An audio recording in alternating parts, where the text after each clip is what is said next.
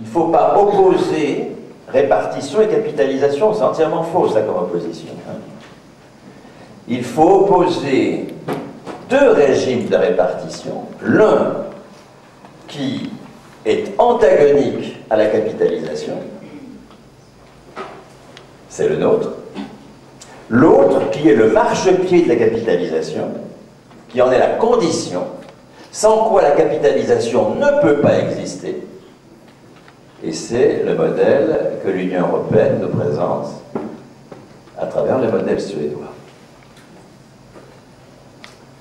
S'il y avait plus l'Union européenne, ce ne serait pas grave.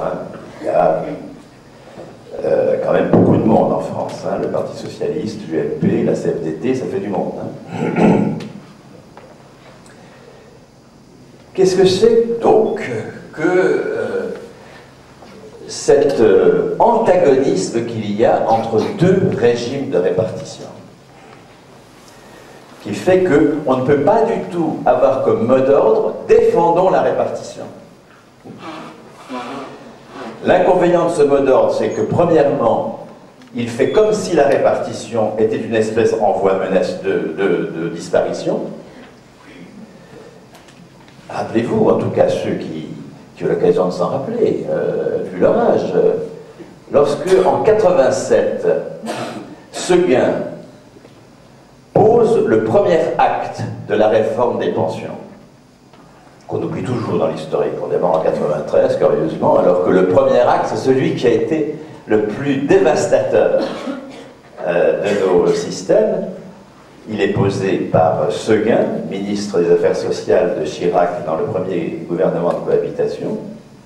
En 87, il indexe les pensions sur les prix et non plus sur les salaires, ce qui a un effet dévastateur parce que ce n'est pas que les pensions liquidées qui sont indexées sur les prix, ce à quoi on pense spontanément, mais c'est également le salaire qui sert de référence pour calculer la pension. Vous savez, pour calculer la pension, on prend les 25 meilleures années, mais ces 25 meilleures années, on divise par 25 pour avoir le salaire annuel de référence, on ne prend pas la valeur nominale. Si, mettons, quelqu'un prend sa retraite en 2010, que le salaire de 83 est une de ses meilleures années, on ne va pas prendre la valeur nominale de son salaire en 83, on va prendre une valeur actualisée, bien sûr, pour le porter à un niveau qui tienne compte, alors quoi? De la hausse des prix ou de la hausse des salaires? Juste en 87, de la hausse des salaires entre 83 et 2010. Depuis 87, de la hausse des prix entre 83 et 2010. Compte tenu que les salaires, même en période de pillage salarial que nous connaissons depuis le début des années 80, ce qu'on appelle la modération salariale, compte tenu que même dans cette période très défavorable, les salaires augmentent en moyenne de 0,5% par an, vous voyez qu'au bout de 20 ans, ou de 25 ans, la déperdition qu'il y a à indexer le salaire de référence sur les prix et non pas sur les salaires peut être de 20 à 25%. Donc,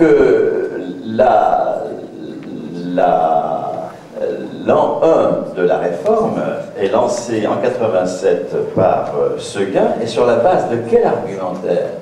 Et c'est là que je fais appel à votre souvenir. Il a couvert les murs de nos villes d'un panneau dans lequel on voyait le cadavre d'une baleine échouée sur une plage.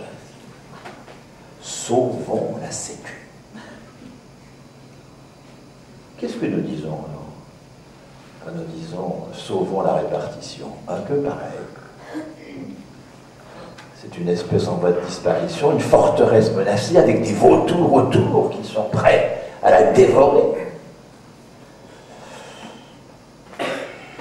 C'est ce qu'attendent les réformateurs. Ils ont besoin de notre pessimisme sur la situation de la répartition pour se porter en pompiers pyromanes qu'ils sont et réduire nos droits au nom du sauvetage d'institutions menacées.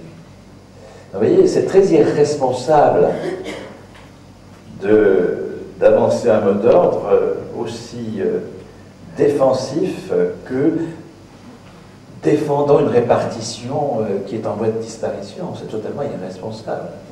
La répartition n'est absolument pas en voie de disparition. C'est une institution extrêmement solide